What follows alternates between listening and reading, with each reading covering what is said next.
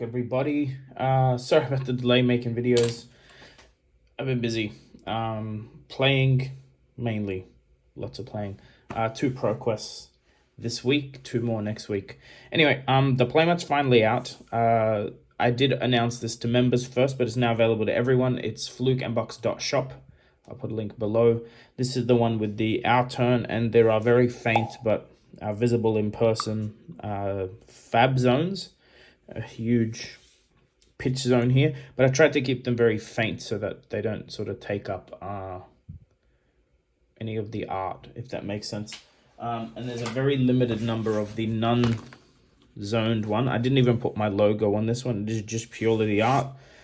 This is Mateus's art. He did the Emeritus Scolding art in Everfest and many other cards in Everfest, but also in the upcoming set Uprising. So yeah. Now today we're gonna have a chat. This arrived. It's my spoiler card. I will open it at the end, so stay tuned for that. But I have missed actually just cracking packs. I've got a case of history we're gonna pop open. Also, I'm gonna do some more giveaways for the classic battle deck, Dory vs Rhinar. If you're interested in one of those, go follow my Twitter and like my Facebook page, the Fluke and Box Facebook page, not my personal one. We're only at like 200 people there. I want to have a bit more of a audience there.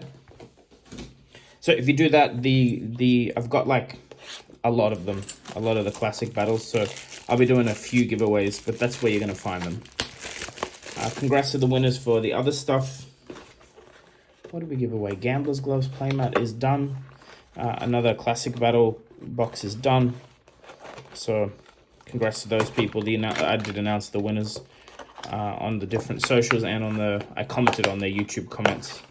So contact me if you haven't yet. All right, we'll do this. I have, like I said, been playing a lot. I played 2 ProQuests. I'm also planning to go to the calling and have aspirations of winning, or top 8ing would be nice.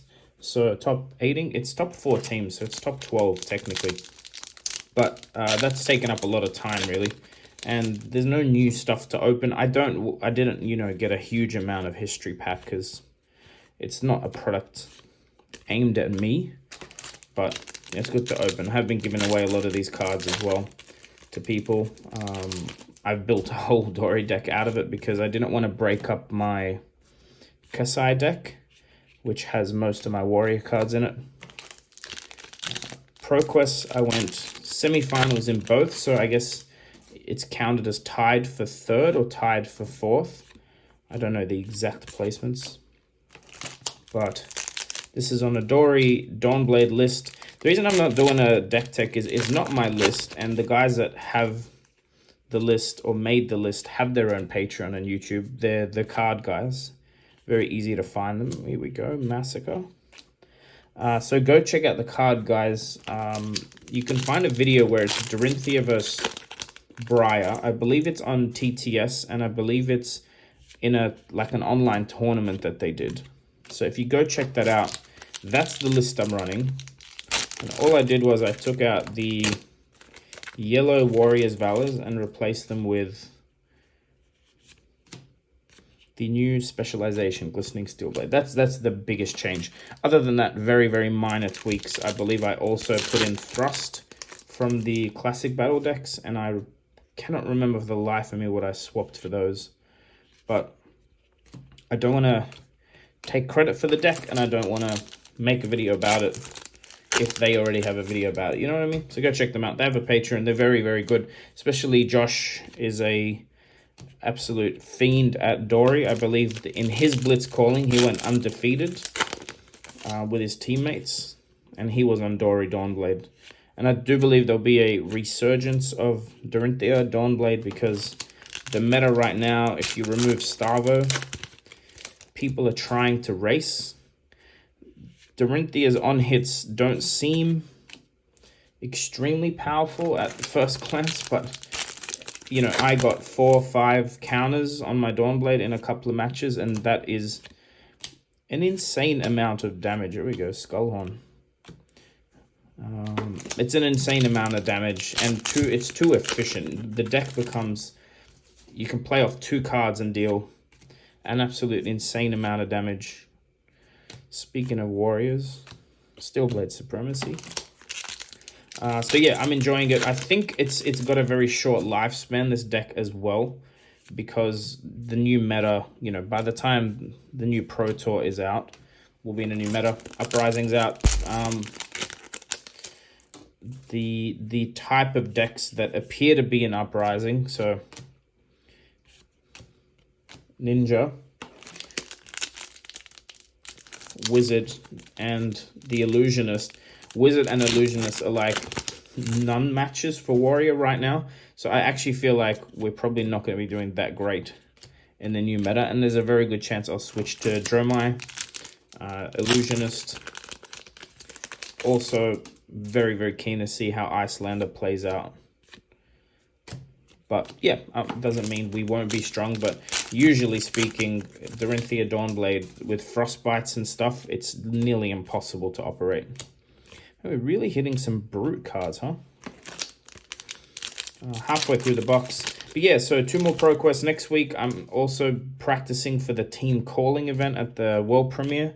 I'll be going to that. The Sydney one in Australia is nearly sold out. I believe it's at 80% last I checked. And, you know, there's still a while to go. So I imagine, you know, these type of events, people definitely wait for the last paycheck before the event in a lot of cases. So,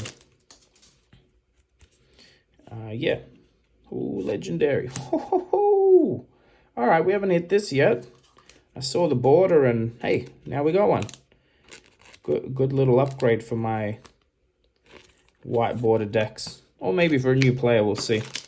That's sick. That's the first white border tunic I've hit, so that's cool. I do have my preview card. I haven't seen it yet. I'll crack it open. And, yeah, also in other news, so the big 2 channel news is the playmat on flukeandbox.shop. It's only 40 Australian dollars plus shipping, and the shipping's fairly reasonable. And if you live in Australia, then you can actually select pickup. If you're coming to the world premiere and calling, you can just pick it up from there. It is one way to support the channel, obviously, aside from memberships, etc. We're actually at 101 members, which is insane. Thanks, guys. I am planning to stream again very soon. I know a lot of you like watching that content, but again, I just haven't had time. The evenings I've been playing, getting home late, and then I have like life stuff. I'm still trying to launch a business. It's very, very close. So that takes up all the spare time I currently have that I would normally be streaming if I could. I also don't have a whole amount of product right now since Uprising is around the corner. So there'll be a lot of Uprising streams on this channel. We'll do a midnight one as we usually do. I believe I've secured 3 cases. I might do something crazy like a 10 case stream or whatever. We'll see. I'll do something crazy because the sheer, like the number of cold foil legendaries and fabled is actually much lower than the first edition product used to be. So we'll definitely be hitting legendaries. Usually by the looks of it, it's 1 per 3 point something boxes. So 1 legendary in rainbow foil per case, but the cold foil is much rarer now. So I think like a marathon stream would be fun. Oh, dude, this box. Look at that. Not bad, huh? Crazy box. So if you're not a member, consider joining. You'll really help with the cost of the streams I'm about to do. I have ordered upwards of 40 cases of Uprising as of right now. This box is insane. I mean, the Majestics we've hit aren't like the craziest ones, but Skullhorn is a good hit. And then you've got... the reason Skullhorn's so good is the Arcane Barrier, right? I believe as a helmet goes, it's not like the strongest helmet in the world, but... Data Door, white border. Alright, last pack. But yeah, those, nuts. This box is easily double the value than what it costs. Cool, nothing in that one. Yep, the last little bit of channel news. If you're not aware, I started a podcast with my best mate, Tall Timmy, also known as Paul. It's called Thunder, like thunder, but misspelt, right? Flesh and Blood Down Under is what it stands for. It also has the word fun in it, which is what we're trying to do with the podcast. Have a bit of fun. We're not going to take it too seriously or really be critical of much on it. That's not the type of content we want to do. But, all right. I like how they wrote Fluke and Box. The mailman had no idea who that is. Actually, it was a mail lady that delivered this morning. All right.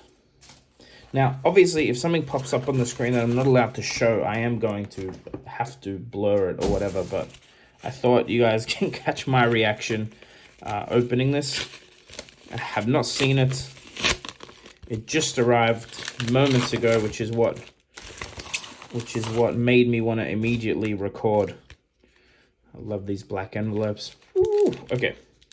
This feels really thick, by the way. It feels like maybe there's more than one thing in here. Yeah, there is. Okay. All right. What the fuck? Holy shit. Well, I can't really show any of that, but geez. All right, I'm going to have to come up with some fancy fandangled way to spoil this card. Holy crap. There are two. There are two, that's what I can say. That's all I can say. All right, well, let me maybe put these back.